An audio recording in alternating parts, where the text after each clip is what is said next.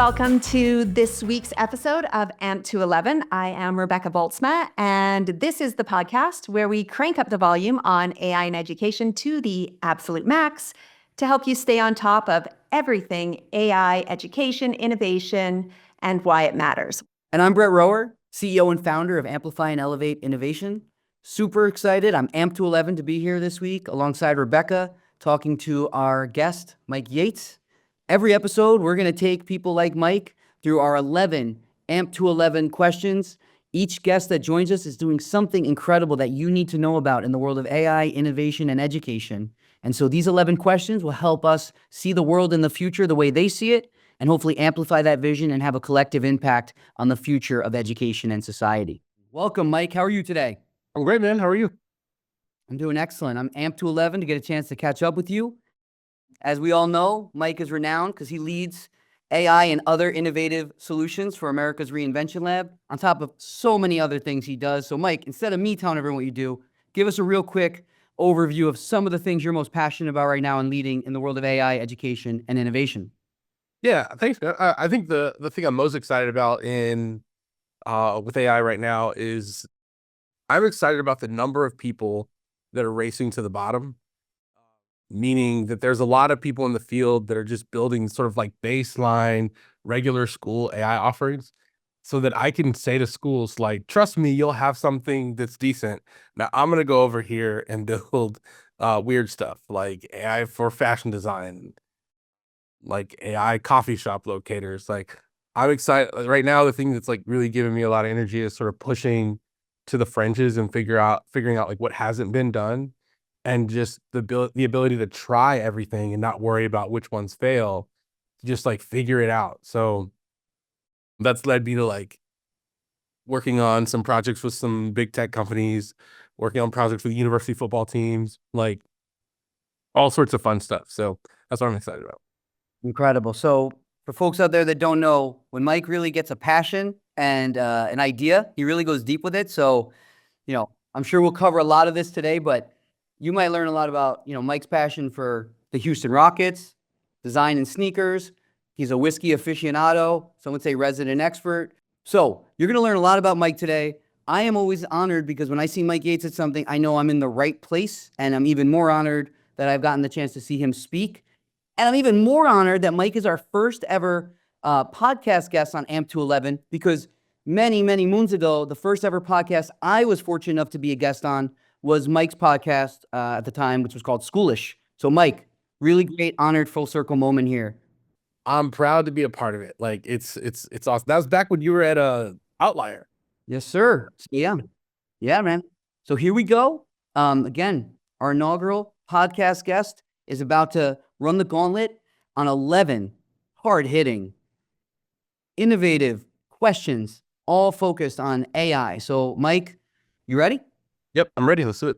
All right, let's do it. So, first question is coming to you. It's a pop culture reference, Stranger Things. We all know the character 11. She had a real moment. She was in the zeitgeist. She had these supernatural powers. Anyone who saw it, right, they're in awe. They're like, what am I seeing? So, Mike, what's your 11 jaw-dropping AI moment? The first time that jaw dropped, or the weirdest, most unexpected thing that you've seen AI able to do?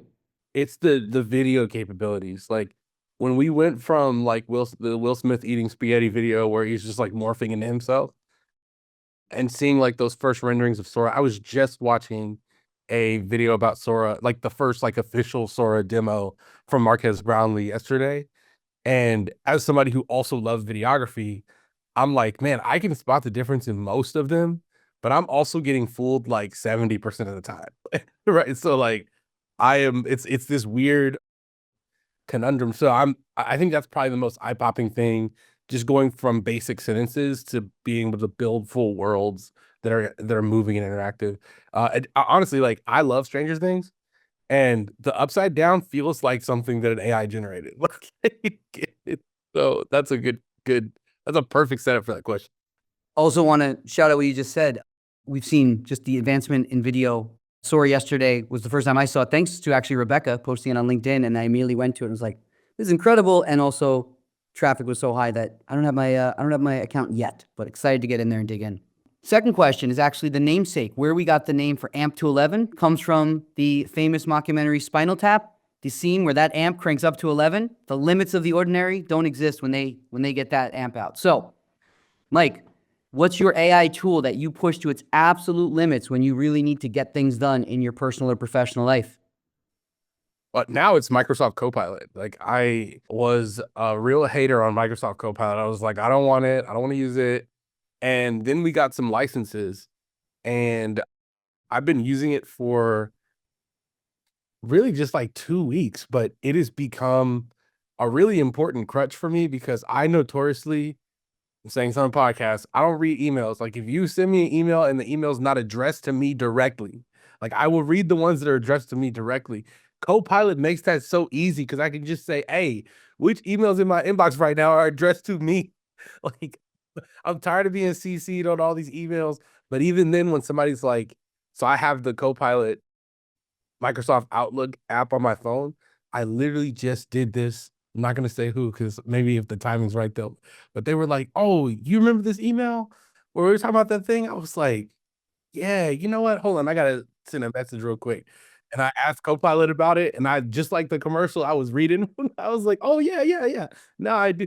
And we were able to actually like have a real conversation instead of having to take 10 minutes to catch me up on the details. So Copilot and like the way that it plays with the Microsoft 365 like suite has been not, I mean, I wouldn't say revolutionary, but it's been super helpful for like quick task management and knowledge management. Like, there's so many things that I need to, like, so many little bits of knowledge that I need to go build the next thing, that it's helping me do that right now. That is a nugget, a golden nugget of wisdom there. So thank you for that tip, trick, and letting people under the hood. You know, we always say this is a 10 out of 10. We're used to rating things like that, but sometimes something is so good, it goes above and beyond, even an 11 out of 10. So right now, what's another AI tool in your toolbox that you feel deserves an award of 11 out of 10, and why? It's so funny. So this person just texted me. I will say PlayLab AI. Like, I think PlayLab is best in class at what it does. It is PlayLab, if you're not familiar, is a tool that allows anybody to build their own AI tool or chatbot.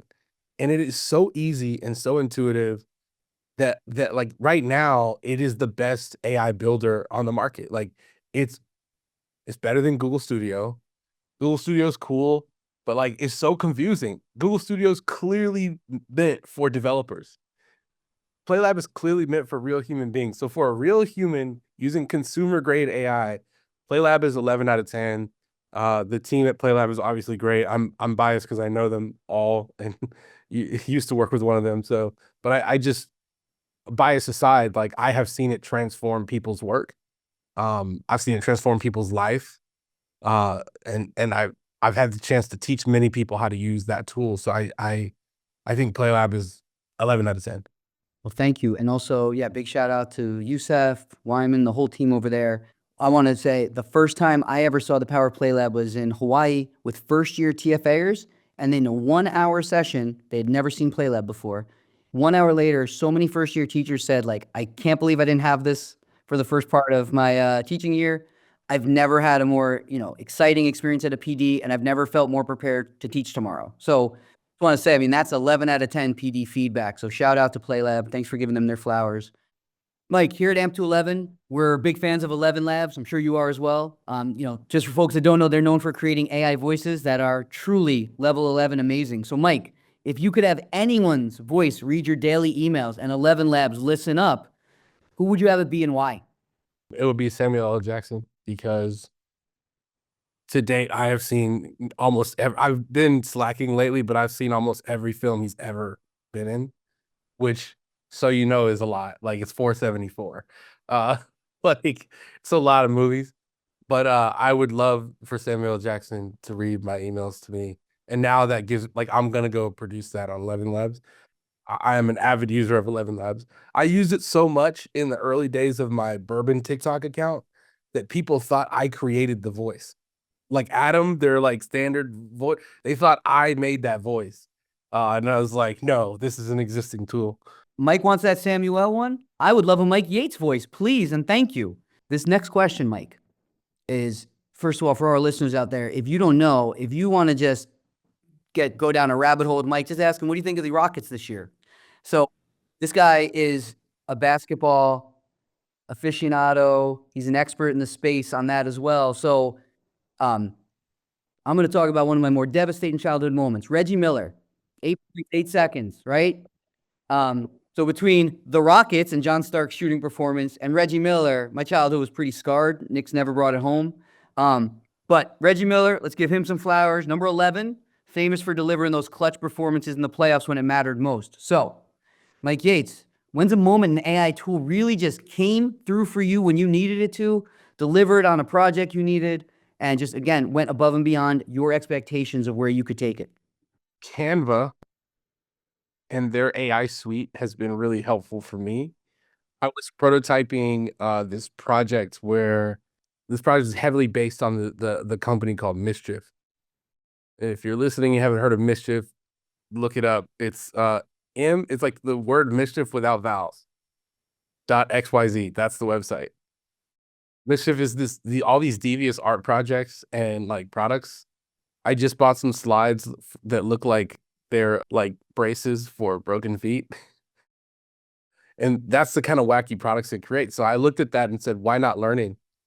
And obviously, like if you go to a team of people, especially in the ed world where like everybody is uptight and wants to be professional, and you say to them, I want to build the mischief of learning. They're like, never heard of it. What are you talking about? And then you go, oh, you remember the big red boots? They're like, no. Did you see the shoes where they put human blood? And then they're like, what is going on? So I needed a way very quickly, like within 15 minutes, to be able to show them what these concepts look like. So I went into Canva and I used their AI image and video generation, and I generated 13 different cards of like these projects that I wanted to build that were Mischief style.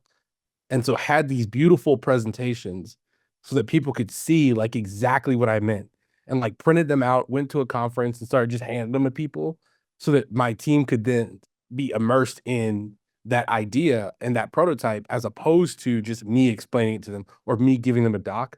So Canva's AI tools allowed my idea to come to life, which is what got the buy-in for me to work on it for the next 8 months, you know? So that tool came through in the clutch for sure. All right. Moving right along, we are at the halfway point. We're at number 6 here out of 11. So now we're going to talk about the 11th hour, right? So now it's getting late. And we really want you to tell people, what is the AI breakthrough tool right now that if you're an educator, you need to know about right now? What is that crucial tool right now for educators to get on with? I wouldn't always say the word crucial, but one that I do think more teachers need to, because I really do, I believe in the founders, and I believe in this tool's ability to like say, help you plan quickly at 11:59. Yeah. Not magic school AI, but school AI. Just the way that they're thoughtfully building with educators, and what I hear educators say about that tool, what I know about the partnership that I'm working on with them, right? Like they are really committed to a tool that's built by teachers for teachers. Both of the founders, former teachers, one of them built the Apple educator ecosystem, right? Like, so they've got like chops in this world. So I think school AI is one that more teachers should know about for sure. It will help you with anything from planning to like interest management in your classroom. You can even build your own little custom chatbots inside of there. So school AI it's pretty cool. That's amazing. And also, I love how you brought to that analogy of it's 11:59. I really got to finish this lesson so I can get to bed. Knowing there's tools out there, that's real helpful. Or 11:59 and that class starts at 12. You're ready. So good to know. That is a great use case for all you teachers out there that with busy lives. All right. Again, this is actually real personal because you're based out of Houston. I'm pretty sure Apollo 11. Does that sound right? They do some aeronautic stuff out there by you. Yeah. Yeah. So Apollo 11, moon landing happening right in your backyard. It took off from giant leap for humanity. What's kind of your personal connection to the Apollo 11 moment with AI, the breakthrough that felt like you are, kind of pushing into new frontiers, or it's going to take, humanity to a new level?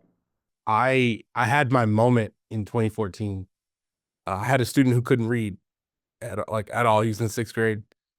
And this was my second year of teaching. And I remember saying to him, I said, he came to my desk and he was like, hey, so you know, I don't want to read out loud. And I was like, okay, well, why? I didn't even know at that point, like, look at his 504 plan. It will tell you why. He like whispers to me like, hey, I don't read very good. He's like, I don't really know how to read at all. And I was like, oh, okay, cool. And afterwards I went up to him and I was like, hey man, I don't know a whole lot about this job, this teaching thing, but you cannot walk out of this classroom not knowing how to read. I didn't even teach English. I was a sixth grade world cultures teacher at the time, but I knew that I had like some responsibility to be like, hey dude, and he's like, great, are you gonna help me learn how to read? And I was like, dude, I've never taught anybody how to read. So let me go home and Google this and figure this out. And like we'll learn together. So I went home and I literally Googled how to teach a sixth grader how to read. And all these apps started popping up. And I just went one by one and I was testing them all night long. And the next day I came back to school. It's like, hey, try this app called Newsella. He starts reading everything he can about soccer. And I didn't know what adaptive learning was at the time. Never heard that term. But I noticed that the reading level, the Lexile level started increasing over time. And by the end of the school year, his reading level had jumped from a first grade level to a fourth grade level. So like he wasn't on grade level yet, but he had made 3 grade levels worth of progress in one school year with just 45 minutes a day, or really about 20 minutes a day of him on that app in my classroom. That is when I said, yep, this teaching thing in regular schools for me, that's done. I don't do that. And I kid you not, that the school year ended that summer the movie Her came out. And I remember watching that movie and I was like, yeah, I'm also a conspiracy theorist. So I was like, they know something. This exists. And that's why that clip today in 2024 is like even scarier. But I mean, that was my moment. It's like watching at the time we were just calling it machine learning or adaptive learning. Like watching that do right on behalf of a student drove me to, it literally changed my career. I would not be doing this today if it had not been for that moment. I just want to name, like, not everyone has your insight, intuition to realize, unfortunately, too many educators, myself included, have had a student say something like that. So one, obviously flowers to you for then taking that initiative. So many teachers do that. They don't always know where to turn, but this is like the premier example of you can personalize learning at scale now. When those students come up to you, that reaction is always going to be so visceral and you're going to sometimes feel helpless. Like I was a social studies teacher, not a literacy expert by trade, but there are so many tools out there to help you get those students where they need to get. So thank you for sharing that journey, what you did about it, and also just making sure people know like those solutions are now out there. And that's kind of what the mission of AMP211 is, to amplify these incredible tools and people like Mike who are in the know for the right reasons. So, Mike, we know when it's 11:11, someone will turn to you and say, hey, Mike, make a wish. So as you've already heard, Mike is the realist, right? He tells you all of it. So like if you follow Mike on LinkedIn, he's got some wishes like, I wish we could all just stop talking about AI because not the right conversation. So I'm not going to tell you what your wish is, Mike, but how do you hope or wish AI can shape education and society? Like, what does that look like to you? I think in the short term, I hope that it puts pressure on the system, like good pressure. What I want is for a watershed moment to happen in learning. I thought it was the pandemic. It was like, oh, this is it. People were calling the pandemic the moonshed moment or the moonshot moment. And I was like, no, this needs to be slightly tragic. Like people need to start understanding for the first time that the system is broken. And I do think that AI has the ability to give us data so quickly and in the way that we want to see it and the way that we need to see it, that we can finally see the system for what it is, a system that is not functioning on behalf of kids. And what's beautiful about the potential of AI, or generative AI as we know it, is that the AI can both identify the problem for us and help us start to fix it and connect us to the people, like connect the real ones in the field. Like the reason why I said that on LinkedIn, like I'm really ready for the AI hype cycle to die is because there are too many people who are just not doing the work but are winning awards and are on stage talking. Some people who I like a lot as people, and I just want them to stop talking, because the more they talk, the less we focus on problem solving. Like if we're clapping and looking at them, who are we not looking at? The students who are suffering and dying in these classrooms, right? So like for me, I'm a person where education changed my whole life. Like my free, high quality public school education set me on a different trajectory because I had educators who decided, like, for whatever reason, they were like, yo, that weird kid in the classroom, something special about him. And I'm going to make sure that he knows it and make sure that everybody else knows it too. Like, I can't shake the fact that education is too powerful. So I really do hope that like we're able to see these disparities. We're able to see like racial disparities, gender disparities. We're able to see the wealth gap in a new way. And I really believe that AI is a part of the answer for how we, for the first time, make sure that every kid can have what they need and a high quality education, maybe for the first time ever. I absolutely concur with that, right? Being able to personalize learning. I love what you said, right? It can help identify and solve the problem. A lot of us maybe know the problems we've seen in classrooms, but you're right. Without having all of that data at our disposal in real time, being able to personalize learning and help each student exactly where they're at, it often felt like an insurmountable task. You're right. First time it feels like there's hope out there. And the thing I'll add is like sometimes we don't, our problems are too localized. Like we understand how it plays out in Houston, Texas. But like you mentioned earlier, like I love whiskey, and I love whiskey in a way that most people don't. Like I love it to the point where I geek out about the master distiller and like who is the person at the front desk at the distillery. Like I love it to that level. So that means I spend a lot of time in middle America. And every day when I'm in Middleburg, Virginia, or or when I'm in Lawrenceburg, Indiana, or like Covington, Kentucky, I'm literally learning about a new way of life. Like literally learning about new problems in the Appalachian region of the country and like how some people don't have clean water in 2024, right? Like so I do think that the ability for us to finally see and get angry about like what else is going on or get active about what's happening. Like that river between Cincinnati and Covington, Kentucky, that was one of the first documented times in American history that somebody saw another person's problem. Harriet Beecher Stowe saw a slave with her children fall into her backyard, lay on the ground and cry because she was finally free. And that is what caused her to write a book that changed the way that the entire country thought about slavery. So that's the type of like process that I'm hoping AI can help replicate over and over, but with, learning and other problems in society. I love how you always bring your passions in your Mike Yates way, like really bring them back home. And, again, whiskey.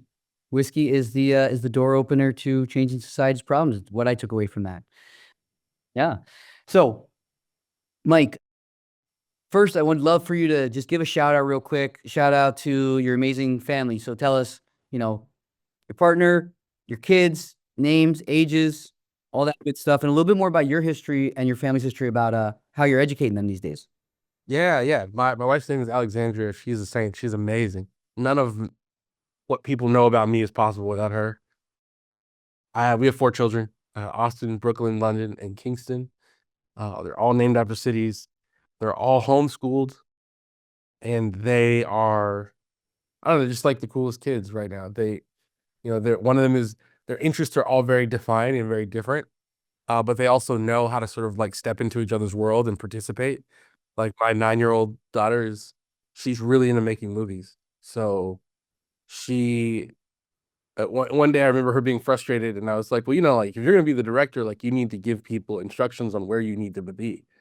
The next day she like shows up with a full shot list and like, all right, this is where I need you to stand, and you got to stand over there. And I'm like, wow, so just watching them sort of like the world is their classroom. And I am thankful that we made the decision to homeschool. A lot of people have this misconception about the homeschool community where they're like, well, that's for wealthy people. Well, we were homeschooling when I was making $32,000 a year. Like it's a sacrifice that we chose to make because I had just seen too much. And I just, I was like, I want to do this for my kids. My wife wanted to do it.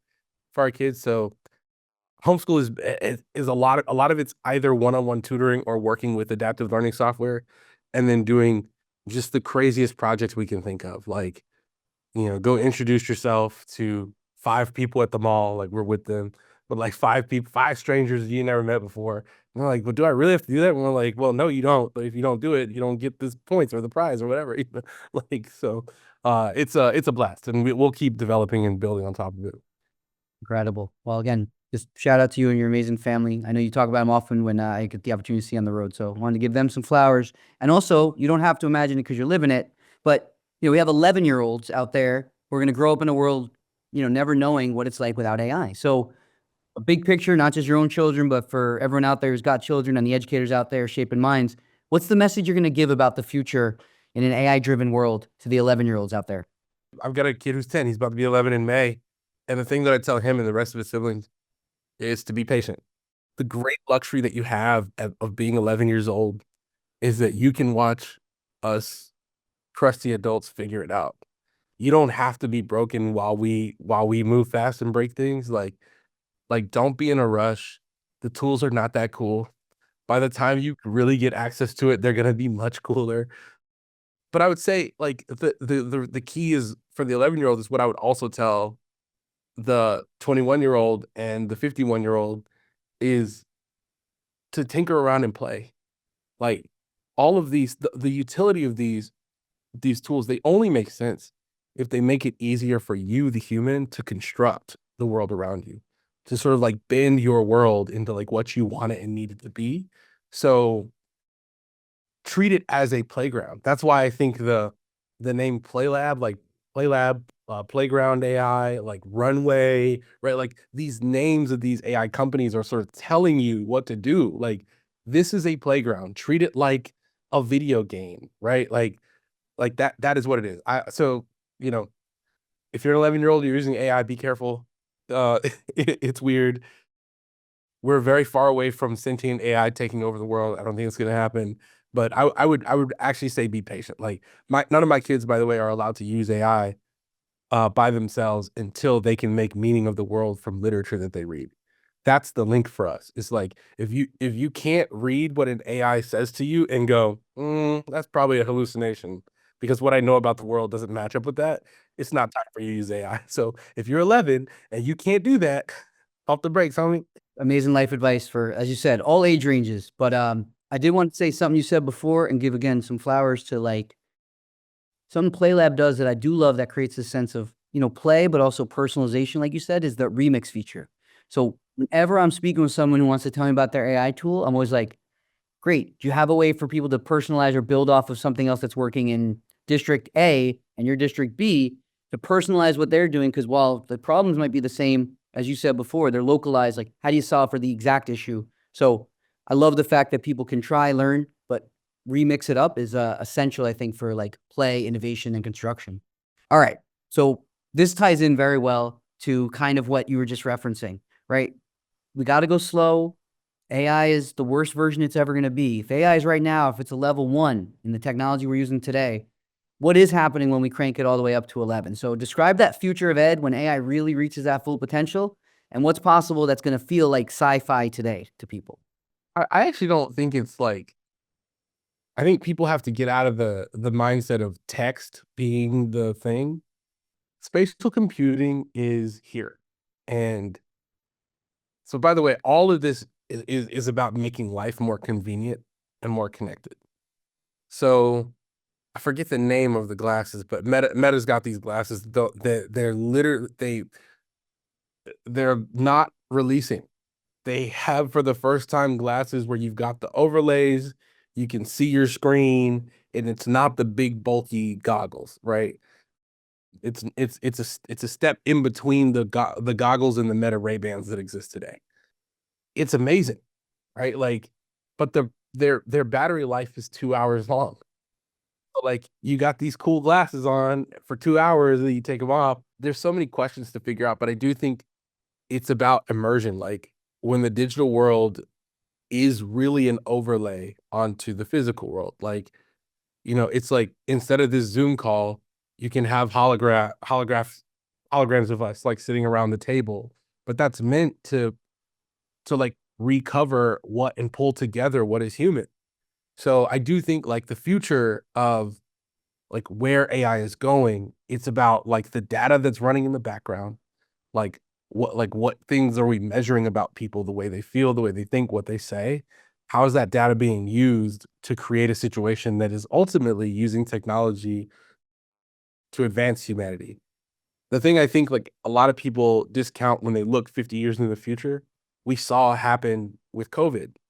Like I remember thinking when COVID happened, I was like, yep, shopping malls are done. Turns out there's still a hotspot for 13-year-olds who want to go hang out with their friends. Like, turns out that having a ice rink inside of a freaking shopping mall is still a brilliant idea. Like people love going to see, I remember hosting events, like virtual events. We had this meetup for education innovators in New York, and the pandemic was like people were starting to go outside again. And people came to our virtual event to tell us that they could only stay for a little bit because there was the real thing with real people going on down the street. That interaction right there, like that is human nature. It is in our nature to want to be with other human beings. That's why we come to these silly conferences and these convenings and stuff like that, because humans want to be together. So even when the hologram situation exists, like people are going to want to get in the same room. So I think the digital and physical will mesh in some way in the future. Less about text, more about sound and images. And yeah, Amazing. Yeah, I think that's the dream, right? Having that information, especially in a classroom, but even in society, even just be able to pick up on cues, especially helping those that have accessibility issues, right? This could really change their experience with the world. I saw yesterday, I was at the New Jersey statewide AI summit yesterday and saw an advertisement, a video from one of the sponsors where it showed someone who was blind and able to use an AI powered tool that would like calculate and then verbalize for them, you have this many steps till that door, like it actually said what each sign said to them so they could make the choice. I'm sure you're familiar with, we start with pop culture, we're end with pop culture. Ocean's 11, right? You're Danny Ocean. You are pulling off the ultimate heist, changing the world of education. In this case, addressing all the biggest challenges in AI through putting together a team of experts and specialists. I know you're going to overlook people because you know everyone in this space, but feel free to just cook for a couple minutes and name all the right people that folks should know about or organizations folks should know about in order to solve the biggest challenges we have. Go ahead, build your squad. well, I mean, I'm taking Caleb Hicks with me from School AI. Caleb is a real builder. I'm taking someone from the PlayLab team. But then I would also take I need a real somebody who's like gone the distance and who's not necessarily focused on AI, but understands that AI is a complementary tool to be able to accomplish tasks. And that's my guy, Byron Sanders, for sure. I need inventiveness and grind. So I would take a DT guard who used to be on the Reinvention Lab team. Nicole Jarbo, who's now running 4.0 schools. Nicole is one of the greatest idea to prototype to product person that nobody talks about in the field. Homegirl is all that. So Nicole Jarbo is coming with me. My guy, Taban Cosmos. Taban was our CTO and my co-founder in my first startup. He can teach himself any coding language overnight. He's a super learner in that way. And he's super curious about the world. And then I would take my best friend, Brett Gray. Brett does the same job that I do. He just does it in oil and gas. So that means the stakes for him are infinitely higher than me. If one of my projects fail, I'm just move on. If one of his fails, the plant blew up. So but he leads innovation for Baker Hughes and has access to all sorts of AI tools. He's a person who's not posting a lot, but he is if you reached out to him on LinkedIn to have an insightful conversation about where AI is going, he's had experience working in the wine world, working in social media content creation, healthcare, all over the place. So him being able to pull those together, that'd be great. So that's my team so far. That is quite a team. And obviously we'll link everybody so that folks can really listen, learn from them and connect with them if it makes sense.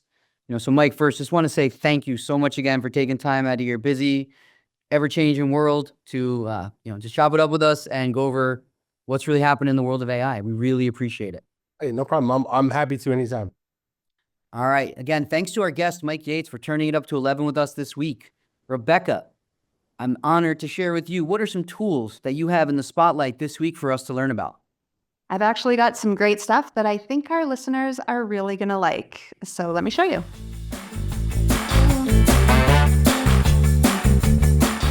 So my AI tip of the week is to try out an app that I've actually been using for a while, and it's been around for a bit, but it's something that I use every single day, and it is called the 11 Labs Reader app.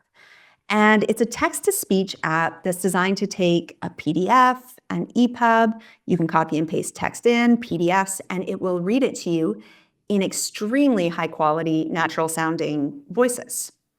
So it's available for free in your app store for iOS or Android, but it uses what 11 Labs is famous for, which is this advanced AI voice technology to give you a really immersive sounding listening experience that sounds like somebody is actually talking, like you're having a real conversation. So it can read all sorts of different formats of text. You can choose tons of different ultra realistic voices.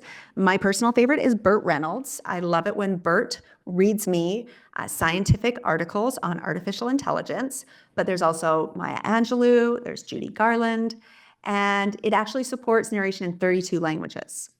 I love this because I listen to all of my stuff at, 1.5, 2 speed. You can actually control the playback speed. And now a new feature is that you can create personalized podcasts from your imported content, kind of like Notebook LM. So it's definitely worth checking out. And I will leave you with a clip of Burt Reynolds, my favorite, suggesting that you give this fantastic AI tool a try. Enjoy. Thanks for listening to the podcast this week. And don't forget to check out the 11 Labs Reader app. I'm Rebecca's favorite voice to listen to, me, Burt Reynolds, because my voice is smooth, confident, and just the right amount of dramatic. Have a great week. That's it for this episode. We've checked all our boxes. It's been a great week. Hey, Brett?